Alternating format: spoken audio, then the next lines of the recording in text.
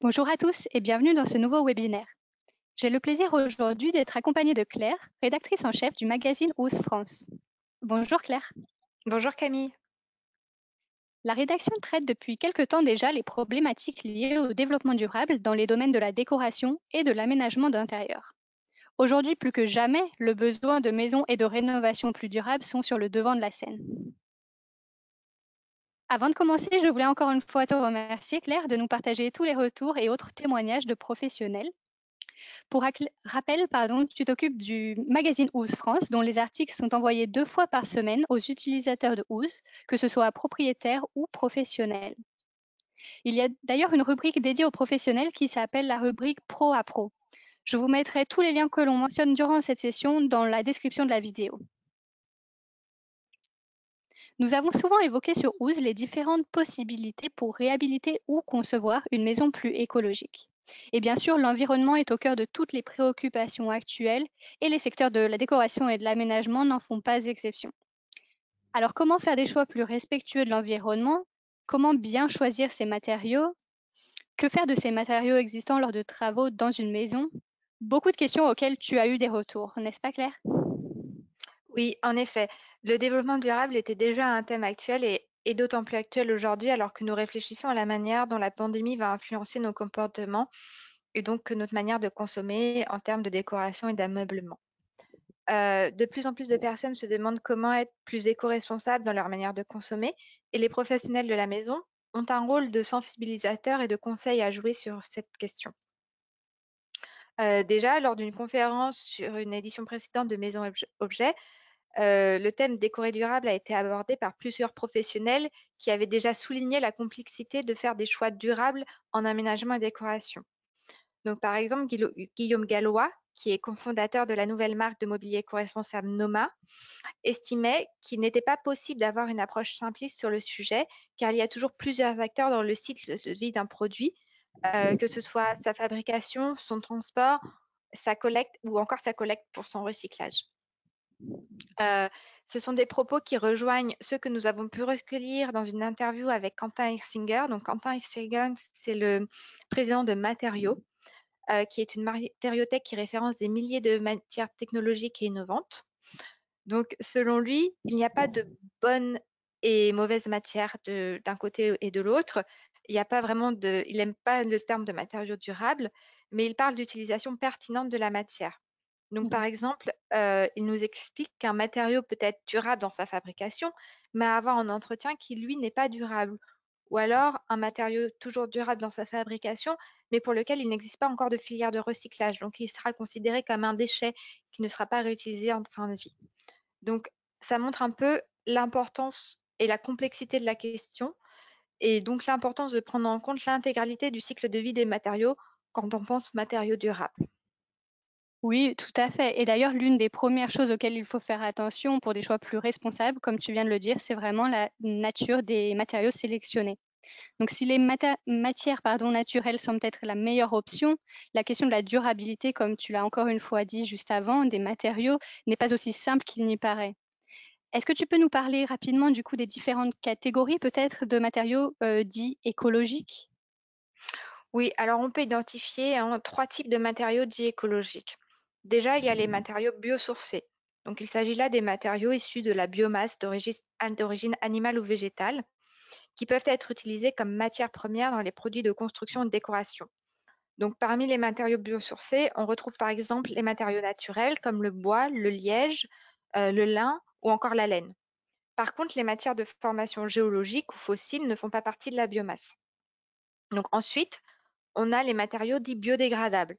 Donc, c'est tous les matériaux qui sont capables de se décomposer selon un processus naturel. Alors là, il faut faire attention toutefois à la nature biodégradable d'un matériau parce qu'elle est relative. Car il faut pouvoir organiser sa collecte et le mettre dans un environnement favorable à sa dégradation. Donc là, on reprend encore la question du cycle de vie du matériau. Et ensuite, il y a les matériaux recyclables. Donc les matériaux recyclables regroupent tous les produits qui pourront être recyclés ou valorisés en fin de vie. Donc là, on retrouve par exemple le plastique, le verre, l'aluminium et le papier.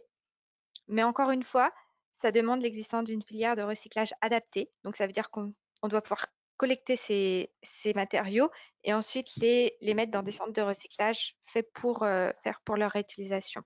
Donc une structure qui trie, transforme l'objet en fin de vie pour en faire une nouvelle matière première. Et d'ailleurs, toujours dans la logique du consommer moins pour consommer mieux, la durée de vie d'un produit est aussi un facteur important pour mesurer son impact sur l'environnement. Est-ce que tu as eu des retours sur ce sujet? Tout à fait.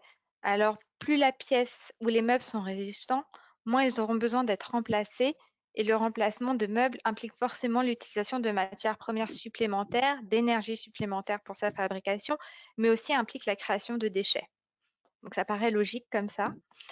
Alors à l'achat, la durée de vie d'un produit peut être mesurée par exemple par sa période de garantie. Mhm. Pour encore reprendre les propos de Guillaume Gallois, la notion de résistance d'un produit n'annule toutefois pas celle de sa réutilisation possible en fin de vie. Donc, comme il le dit, même les meubles garantis à vie seront jetés un jour. Et donc, même si le meuble est résistant, il est important de penser à la manière dont il pourra être intégré dans les filières de recyclage pour avoir une seconde vie après. Et un des éléments importants pour cela est par exemple, peut-être par exemple, de voir combien de matériaux différents ont été utilisés pour le fabriquer. Car plus le nombre de matériaux au sein d'un même produit est grand, plus ce produit sera difficile à recycler parce qu'il nécessitera d'être démonté pour ensuite que chaque matériau rejoigne sa filière de recyclage. Voilà. Oui, tout à fait. Donc, bien se renseigner en amont, en fait, avant de sélectionner des produits. Dans la continuité de la durée de vie d'un produit, il faut donc impérativement penser à donner une seconde vie au produit. Est-ce que tu as eu aussi quelques retours de professionnels sur le sujet? Alors oui, donc là, c'est plutôt sur la manière dont le produit va être réutilisé. Donc il faut penser aux produits de seconde main, faire attention au caractère recyclable du produit et des matières qu'il compose, comme on vient de lire. Et donc là, on le voit sur la slide, on peut identifier 3 procédés de réutilisation. Donc le recyclage, qui est bien connu, il consiste à récupérer les déchets pour les réintroduire après un tri et traitement dans un nouveau cycle de production. Ensuite, il y a la seconde main ou le vintage. Donc c'est de plus en plus prisé dans la mode, mais aussi dans la décoration d'intérieur ou même extérieur. Il s'agit de remettre dans un circuit de vente des produits qui ont déjà eu une première vie plutôt que de les jeter. On joue ainsi sur l'aspect durable dans le temps d'un produit pour économiser les ressources naturelles. On peut évidemment le customiser pour le mettre au goût du jour ou jouer sur le contraste ancien-moderne dans un intérieur.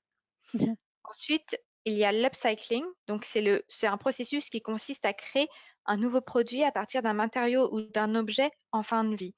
Donc, avant même d'être recyclé, ce qui est considéré comme un déchet devient une ressource. Donc, c'est notamment le cas de la récupération des chutes de matériaux pour fabriquer un nouvel objet.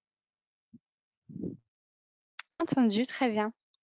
Alors, comme je le disais en introduction, tous ces changements de mentalité vont amener à repenser les méthodes de travail et les chantiers d'ailleurs, et cela devrait même s'accélérer au lendemain du confinement dû à la pandémie du coronavirus. C'est bien ça? Oui, en effet, adopter des modes de vie et de consommation plus durables était déjà d'actualité, mais on peut espérer que le phénomène va s'accélérer au lendemain de la pandémie pour plusieurs raisons. Pour les professionnels, cela passe par l'adoption de nouvelles méthodes de travail, notamment par une consommation plus locale, en mettant en avant la provenance des matériaux, donc en économisant ainsi le transport du matériau et donc les émissions de CO2. Euh, L'architecte d'intérieur Alexandra Gorla nous a par exemple dit qu'elle espérait que les gens ne feront plus fabriquer les meubles à l'autre bout de la planète après la pandémie, mais feront appel à l'ébéniste de leur quartier pour limiter les émissions de CO2 et ne plus être dépendants aussi de la mondialisation qui aujourd'hui est un problème pour les approvisionnements. Elle souhaite aussi qu'ils choisissent des matériaux écologiques ou issus de la récupération. Et cette prise de conscience est donc encore plus grande aujourd'hui alors que les frontières sont pour la plupart fermées et que les problèmes d'approvisionnement sont d'actualité. Tout à fait.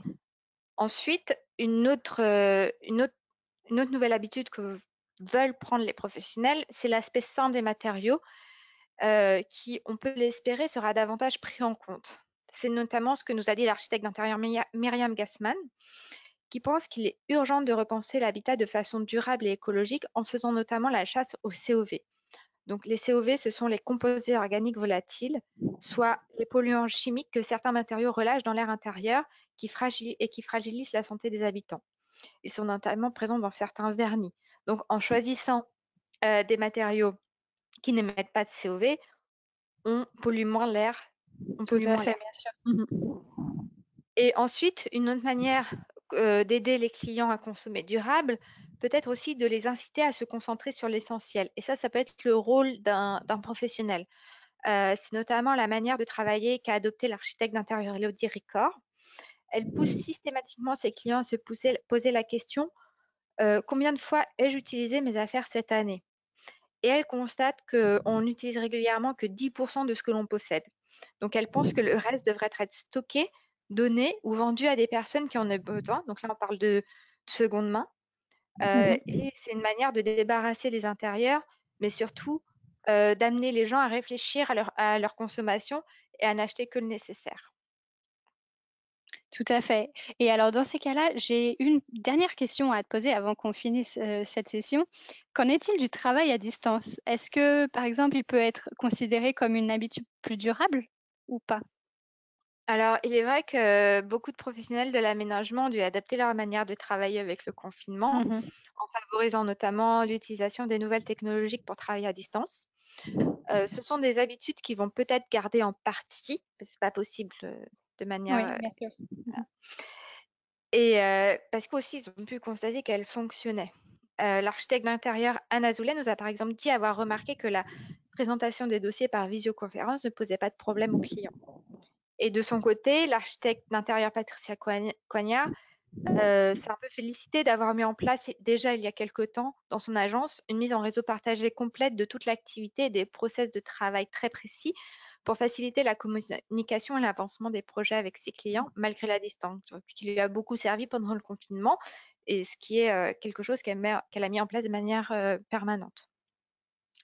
Alors, on peut débattre sur le fait de savoir si oui ou non le travail à distance est plus durable, mais en tout cas, il est certain qu'il limite les déplacements, donc Mmh, bien l'utilisation sûr. des transports, que ce soit les transports en commun ou la voiture. Donc, quelque part, les émissions de CO2.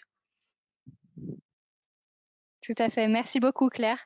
Alors ce webinaire touche déjà à sa fin. Merci à tous de l'avoir suivi et encore une fois, merci Claire pour tous ces retours de professionnels.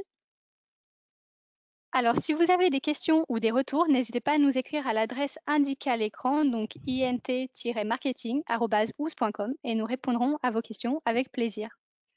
À bientôt sur Oose. À bientôt.